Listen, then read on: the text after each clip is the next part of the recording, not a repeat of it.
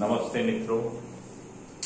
હવે સ્થિર અક્ષને અનુલક્ષીને ચાર ગતિ એમાં વાત કઈ આવી છે ચાર ગતિના લક્ષણો અને લક્ષણોમાં આપણે પહેલી વાત કરી સ્થિર અક્ષને અનુલક્ષીને દ્રઢ પદાર્થની ચાર ગતિ। દ્રઢ પદાર્થ કોને કહેવાય એ આપણે આગળ ભણી ગયા, પહેલું લેક્ચર ખાસ જોઈ લેવાનું। तो स्थिर अक्ष ने अनुलक्षीने चार गति में खास याद रखजो कि स्थिर अक्ष ने अनुलक्षीने चार गति એટલે પરિભ્રમણ ગતિ। તો આવી ગતિમાં આ વસ્તુના બધા જ કણો છે એ મિત્રો વર્તુળ ગતિ કરે છે અને આ કણોના વર્તુળો છે એ અક્ષને લંબ સમતલમાં હોય છે અને આ બધા જ વર્તુળોના કેન્દ્રો આ અક્ષ પર સ્થિર હોય છે। આવી ગતિને આપણે એમ કહીશું દ્રઢ વસ્તુની ચાર ગતિ। તેની વ્યાખ્યા ખાસ યાદ રાખજો મિત્રો કે સ્થિર અક્ષને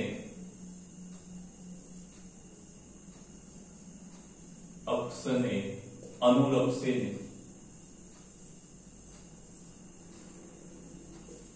ભ્રમણ ગતિ અથવા પરિભ્રમણ ગતિ અથવા ચાર ગતિ।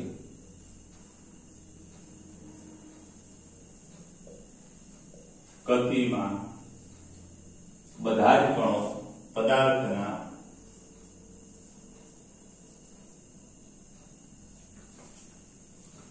આપણે દ્રઢ પદાર્થની વાત કરીએ છીએ એટલે કે દ્રઢ પદાર્થના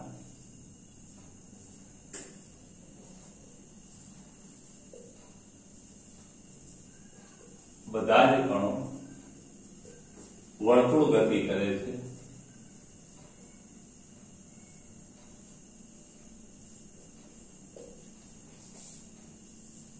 અને આ વર્તુળો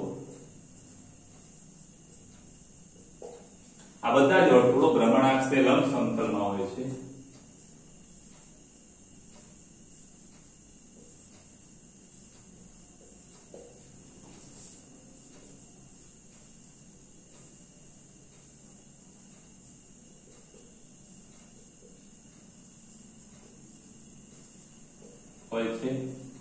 અને તેમના કેન્દ્રો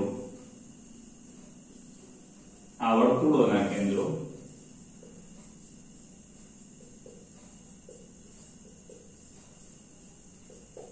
ભ્રમણાક્ષ પર સ્થિર હોય છે।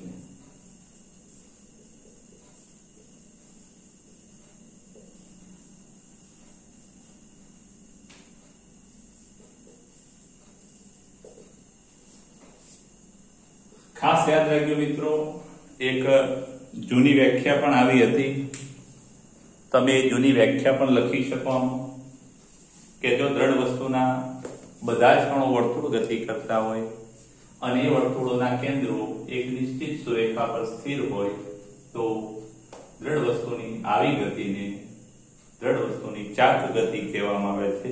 મિત્રો આ વ્યાખ્યા પણ ચાલી જાય। આકૃતિની આપણે વાત કરીએ તો આકૃતિમાં જે દ્રઢ વસ્તુ છે એની ધરી અથવા ભ્રમણાક્ષ x z છે એટલે z સ્થિર ભ્રમણાક્ષને અનુલક્ષીને ચાર ગતિ કરતી દ્રઢ વસ્તુ દર્શાવેલી છે। મિત્રો ખાસ યાદ રાખજો, મારા ભાવ કોઈ કાટ્યું હોય અને આ રીતે ફરતું હોય તો ખાસ યાદ રાખજો મિત્રો। તો આ જે એની છે એ ધરી ભ્રમણાક્ષ થશે, ખ્યાલ આવી ગયો। એટલે આકૃતિમાં સ્થિર ભ્રમણાક્ષ z આકૃતિમાં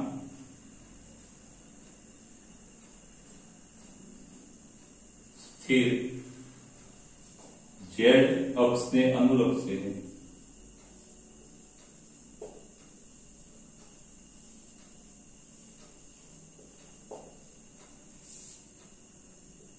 ચાક ગતિ કરતી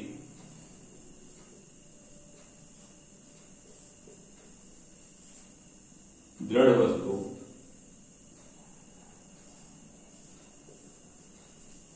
દર્શાવી છે। હવે મિત્રો આ જે વાત છે કે બધા જ કણો છે વર્તુળ ગતિ કરે છે તો આપણે બે કણો પસંદ કરીએ છીએ P1 ને P2। P1 ની પહેલા વાત કરીએ। ધારો કે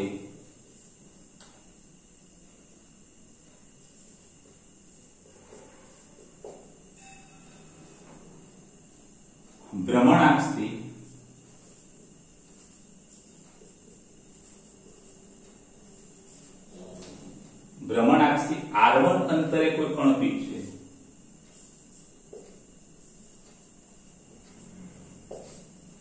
कोई यादृच्छिक कण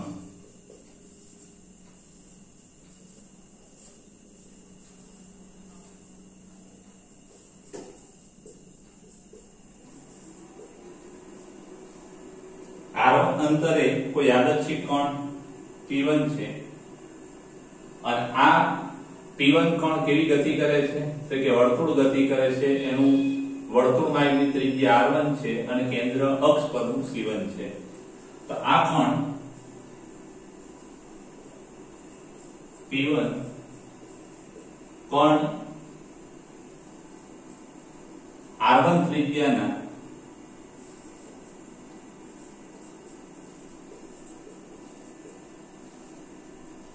वर्तुळ मार्गे गति करे छे अथवा वर्तुळाकार मार्गे अथवा मार्ग पर गति करे छे। मित्रों एनु जे केंद्र छे क्या छे तेनु केंद्र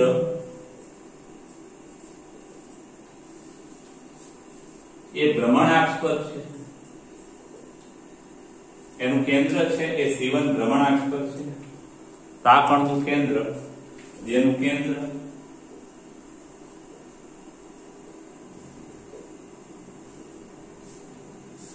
c1 भ्रमणाक्ष पर छे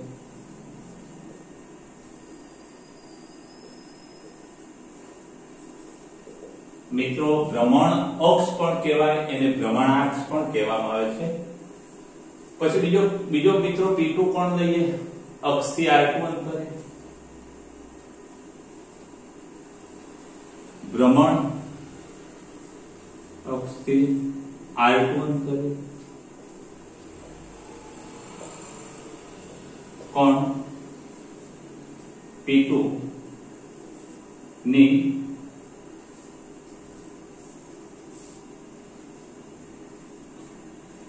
p2 ના वर्तुळ मार्गनी त्रिज्या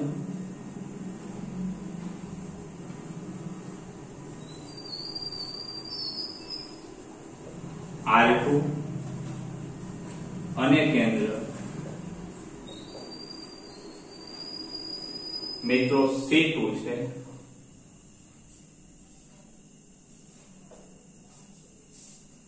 c2 એ ભ્રમણ અક્ષ પર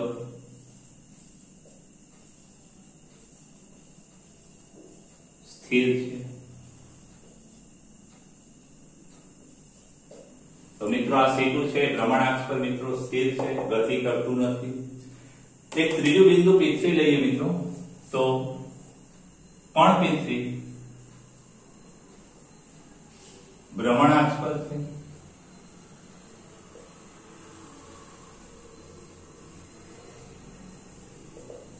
અને મિત્રો ભ્રમણાક્ષ પર હોય એટલે સ્વાભાવિક છે કે અંતર r ભ્રમણાક્ષથી અંતર 0 એટલે વર્તુળ માર્ગની ત્રિજ્યા પણ 0 એટલે આપણે એમ કહી શકીએ કે આના માટે અથવા આ કણ માટે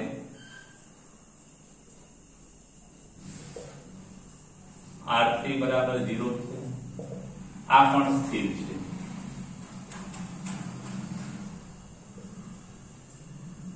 ભ્રમણ અક્ષ પર સ્થિર છે।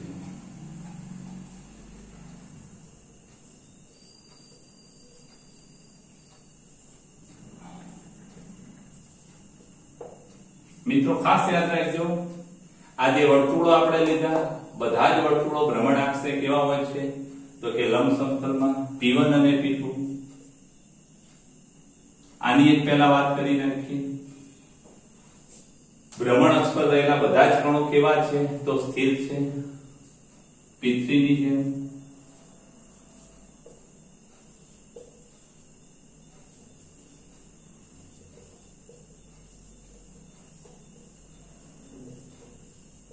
બધા જ ગણો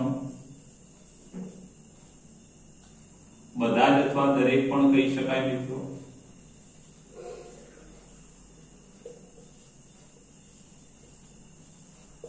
એનું અપેક્ષિત કારણ કયું મિત્રો તો આ કેમ સ્થિર છે આ બધા પણ તો આપણી અક્ષ સ્થિર છે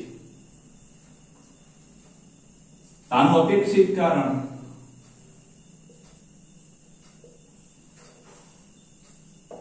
અપેક્ષિત કારણ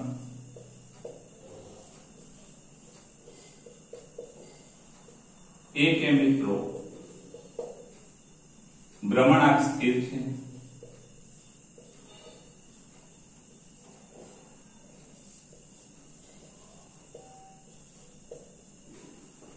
અહીંયા એક વાત મિત્રો રહી ગઈ કે આ P1 અને P2 ના વર્તુળો છે એ ભ્રમણાંકને કેવા છે? લંબ છે. અહીંયા આપણે લખી દઈએ P1 અને P2 ના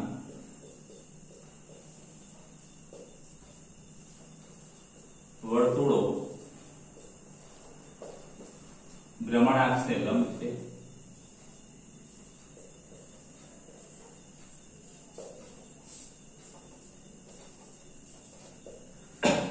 હવે મિત્રો અહીંયા ખાસ ધ્યાન રાખજો કે શું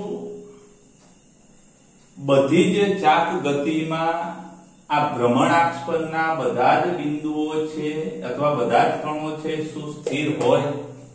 તો ખાસ યાદ રાખજો કે સ્થિર અક્ષને અનુલક્ષીને ચાક ગતિ કરતી દ્રઢ વસ્તુ માટે જ ભ્રમણાક્ષના બધા જ કણો સ્થિર હોય.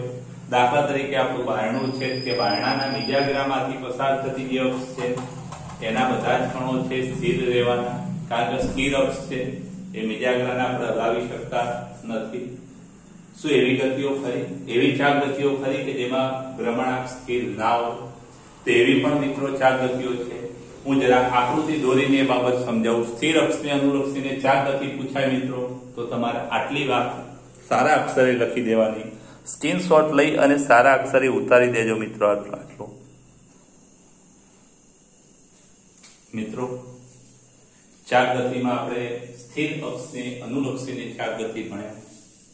હવે એ જે સ્થિર અક્ષ હતી એ કેમ સ્થિર, એમાં જે ભ્રમણાક્ષના બધા જ બિંદુઓ હતા એ બધા ભ્રમણાક્ષ પર સ્થિર હતા. હવે ખાસ યાદ રાખજો ચાક ગતિ ના બીજા કેટલાક પ્રકાર. તો જ્યારે કોઈ ભમરડો ગતિ કરતો હોય ત્યારે એ ભમરડાની ગતિમાં તમે ક્યાંક અવલોકન કર્યું હોય તો તમે જોયું હશે કે ભમરડો જ્યારે ફરતો હોય ત્યારે ભમરડાનું જે જમીન સાથેનું સંપર્ક બિંદુ છે એ મિત્રો સ્થિર હોય છે અને એની જે ભ્રમણાક્ષ છે એ આ સંપર્ક બિંદુમાંથી પસાર થતી શિરોલંબ અક્ષને અનુલક્ષીને આ જે ભ્રમણાક્ષ છે એ પણ શું કરતી હોય છે કે ચાક ગતિ કરતી હોય છે મિત્રો. આ આપણી જે આ ઉર્ધ્વ અક્ષ છે અનુર્ધ્વ અક્ષને અનુલક્ષીને એની જે ભ્રમણાક્ષ છે એ ભ્રમણાક્ષ સાહિત્ય આમ ચાક ગતિ કરતી હોય છે મિત્રો. તો ખાસ યાદ રાખજો કે આકૃતિમાં દર્શાવ્યા મુજબ જ્યારે ભમરડો ગતિ કરતો હોય ત્યારે આ ભમરડાનું જમીન સાથેનો સંપર્ક બિંદુ O છે એ સ્થિર હોય છે. એની ભ્રમણાક્ષ છે એ O બિંદુમાંથી પસાર થતી ઉર્ધ્વ અક્ષને અનુલક્ષીને શું કરતી હોય છે કે આજુબાજુ વર્તુળમય ગતિ કરતી હોય છે. એનો જે આકાર છે એ કેવો રચાય છે મિત્રો? ભ્રમણાક્ષ શંકુ આકાર રચાય છે. આ ભ્રમણાક્ષનો આકાર છે શંકુ આકારનો હોય છે. અહીંયા મિત્રો ભ્રમણાક્ષ પરના બધા જ બિંદુઓ સ્થિર નથી. ભ્રમણાક્ષ પરના બધા જ બિંદુઓ સ્થિર નથી. ભ્રમણાક્ષ પરના બધા બિંદુઓ પણ શું કરે છે તો કે વર્તુળમય ગતિ કરે છે. અને આ ભ્રમણાક્ષને અનુલક્ષીને ભમરડો છે એ શું કરે છે કે ભમરડો છે ચાક ગતિ કરે છે. ભમરડો આ અક્ષને અનુલક્ષીને ચાક ગતિ કરે છે અને આ જે અક્ષ છે એ ઉર્ધ્વ ધરીને અનુલક્ષીને શું કરે છે? વર્તુળાકાર ગતિ કરે છે અથવા તો શંકુ આકાર રચે છે. હવે મિત્રો ખાસ યાદ રાખજો તો આવી જે ગતિ છે એને શું કહેવામાં આવે છે કે આવી ગતિને ધૂર્ણન કહેવામાં આવે છે. ધૂર્ણન ખાસ યાદ રાખજો. આવી જે ગતિ છે એને શું કહેવામાં આવે છે? ધૂર્ણન. કે જેમાં ચાક ગતિ કરતી દ્રઢ વસ્તુની અક્ષ સ્થિર હોતી નથી. મિત્રો ખાસ યાદ રાખજો ચાક ગતિ કરતી દ્રઢ વસ્તુની અક્ષ સ્થિર હોતી નથી અને એ અક્ષ છે એ કોઈ બીજી અક્ષને અનુલક્ષીને શું કરતી હોય છે? ચાક ગતિ કરતી ભ્રમણ ગતિ કરતી હોય છે. અને એક ખાસ યાદ રાખજો મિત્રો કે આ ચાક ગતિ કરતી દ્રઢ વસ્તુની અક્ષ અને એ અક્ષ જે અક્ષને અનુલક્ષીને ચાક ગતિ કરે એ બંને અક્ષોનું જે બિંદુ છે એ સ્થિર હોય છે મિત્રો. એટલે આ બે અક્ષો જ્યાં છેદે એ બિંદુ સ્થિર હોય છે. આવી ગતિને ધૂર્ણન કહેવામાં આવે છે. તો મિત્રો આવું કોઈ એક બિંદુ સ્થિર હોય, અક્ષ પણ ચાર ગતિ કરતી હોય અને એ અક્ષને અનુલક્ષીને દ્રઢ વસ્તુ પણ ચાર ગતિ કરતી હોય, એવા બીજા ઉદાહરણો કયા? તો મિત્રો ખાસ યાદ રાખજો. તો તમે ટેબલ ફેન જોયો હશે અને એ જે ટેબલ ફેન છે એ ટેબલ ફેનમાં આ જે ટેબલ ફેન છે એ સમક્ષિતિજ અક્ષને અનુલક્ષીને શું કરે છે? ચાર ગતિ કરતો હોય છે મિત્રો. એ ટેબલ ફેન છે સમક્ષિતિજ અક્ષને અનુલક્ષીને ચાર ગતિ કરતો હોય છે. એટલે એની આ જે પંખો છે એની ચાર ગતિ આમ થતી હોય છે. એટલે એ સમક્ષિતિજ અક્ષને અનુલક્ષીને, અને આ સમક્ષિતિજ અક્ષ છે એ પણ ઉર્ધ્વ ધરીને અનુલક્ષીને, આ ઉર્ધ્વ ધરીને અનુલક્ષીને શું કરે છે? ચાર ગતિ કરતો હોય છે. એક બાજુથી બીજી બાજુ, બીજી બાજુથી એક બાજુ. તમે ક્યાંક સીલિંગ ફેનનો પવન ખાધો હશે તો તમે જોયું હશે મિત્રો કે પંખો છે એ આમ ફરતો હોય છે, એક બાજુથી બીજી બાજુ અને બીજી બાજુથી એક બાજુ. એટલે કે આ જે ગતિ છે એને દોલન ગતિ પણ કહી શકાય. એટલે આ જે અક્ષ છે એના માટેનું નામ આપ્યું છે દોલન અક્ષ. અને આવી જે ગતિ છે એને પણ શું કહેવામાં આવે છે? ધૂર્ણન. અહીંયા પણ મિત્રો બે અક્ષો જ્યાં છેદે એ બિંદુ કેવું હોય છે? સ્થિર હોય છે. એટલે આ જે અક્ષને અનુલક્ષીને આ અક્ષને અનુલક્ષીને પંખો છે ચાર ગતિ કરે છે મિત્રો. એ સમક્ષિતિજ અક્ષ. સમક્ષિતિજ અક્ષ છે એ ઉર્ધ્વ ધરીને અનુલક્ષીને ચાર ગતિ કરે છે. ખાસ યાદ રાખજો મિત્રો આમ. અને જે આ બંને અક્ષો ઓ બિંદુ આગળ છેદે છે મિત્રો, અને આ જે આધાર ઓ છે જેના આધાર પર આ બંને ટેકવાયેલા છે એ આધાર બિંદુ છે એ કેવું છે? ઓ સ્થિર છે મિત્રો. આ ધૂર્ણન ગતિ, આ પણ ધૂર્ણન ગતિ, ચાર ગતિના જ ઉદાહરણ છે. પણ ખાસ યાદ રાખજો મિત્રો, આ સ્થિર અક્ષને અનુલક્ષીને ચાર ગતિ નથી. ખાલી આકૃતિ તમારે સ્ક્રીનશોટ લેવો હોય તો લઈ લેજો મિત્રો. આ લેક્ચર માત્ર 2-4 વાર સાંભળી લેજો. નમસ્તે મિત્રો. ચાર ગતિમાં એક છેલ્લી વાત કે શુદ્ધ સ્થાનાંતરણ ગતિ અને સ્થાનાંતરણ અને ચાર ગતિ ના મિશ્રણનું કોઈ ઉદાહરણ. તો આ એક એવું ઉદાહરણ છે કે જે બંનેમાં આપણે આપી શકીએ મિત્રો. તો આકૃતિ 1 અને 2 ની આપણે વાત કરીએ તો આકૃતિ 1 અથવા આકૃતિ A અને આકૃતિ B, જેમાં કોઈ એક પદાર્થ છે એના અનુક્રમે TR1 અને TR2 ગતિમાર્ગ દર્શાવેલા છે મિત્રો. આ ગતિમાર્ગ છે ને આપણે TR1 કહીએ અને આ TR2. આકૃતિ A અને B માં પદાર્થના દ્રવ્યમાન કેન્દ્રના આ O છે એનું દ્રવ્યમાન કેન્દ્ર છે મિત્રો. દ્રવ્યમાન કેન્દ્રના રેખીય ગતિમાર્ગ TR1 અને TR2 દર્શાવેલા છે મિત્રો. આકૃતિમાં આપણે આ દ્રઢ વસ્તુના બે કણો O અને P ને ધ્યાનમાં લઈશું. જુદા જુદા બિંદુઓ આગળ એના નામ આપણે 1, 2, 3 આપેલા છે. એટલે આકૃતિમાં O અને P બે બિંદુઓના આ બિંદુઓને આપણે ધ્યાનમાં લઈશું અથવા કણોને ધ્યાનમાં લઈશું. એમાં જે O છે મિત્રો એ એનું દ્રવ્યમાન કેન્દ્ર છે. આ O એનું દ્રવ્યમાન કેન્દ્ર છે મિત્રો, ખાસ યાદ રાખજો. અને આ બંને કિસ્સામાં એનું દ્રવ્યમાન કેન્દ્ર છે કેવી ગતિ કરે છે? દ્રવ્યમાન કેન્દ્ર એ રેખીય ગતિ કરે છે મિત્રો. આ રેખીય ગતિ છે એ દ્રવ્યમાન કેન્દ્ર ગતિ કરે છે. આ કેવું ઉદાહરણ છે? દાખલા તરીકે મિત્રો આ બોટલ છે અને આ બોટલને આમ ફેંકવામાં આવે અને ચાર ગતિ કર્યા સિવાય માત્ર શુદ્ધ સ્થાનાંતરણ ગતિ કરે, પ્રક્ષિપ્ત ગતિ કઈ પડાય તે આની ગતિ આવી હશે મિત્રો. અને એમાં ખાસ યાદ રાખજો મિત્રો કે આ શુદ્ધ સ્થાનાંતરણ ગતિ છે. શુદ્ધ સ્થાનાંતરણ ગતિમાં O1 અને O અને P બિંદુઓના જુદા જુદા બિંદુ આગળ જે વેગ સદિશો છે અથવા વેગ છે એ કેવા છે? તો કે O1 અને P1 નો આ સ્થાને O1 અને P1 ના વેગ સમાન છે. આ સ્થાને પણ સમાન છે, આ સ્થાને પણ. એટલે એનો મતલબ એ કે બધા જ કણોના કોઈ ક્ષણે વેગ કેવા હશે? સમાન હશે મિત્રો. એટલે આ જે પહેલો કિસ્સો છે એ માત્ર શુદ્ધ સ્થાનાંતરણ ગતિ છે અને આ કિસ્સામાં આ જે પદાર્થ છે એ પદાર્થના બધા જ કણોના કોઈ ક્ષણે વેગ છે સમાન છે, એટલે અહીંયા બધા કણોના વેગ આ દિશામાં હશે, અહીંયા હશે ત્યારે બધા કણોના વેગ આ દિશામાં હશે, અને અહીંયા આ દિશામાં હશે, મૂલ્યો પણ સમાન હશે. આ શુદ્ધ સ્થાનાંતરણ ગતિ છે. અને શુદ્ધ સ્થાનાંતરણ ગતિમાં મિત્રો આ જે બિંદુ P અને O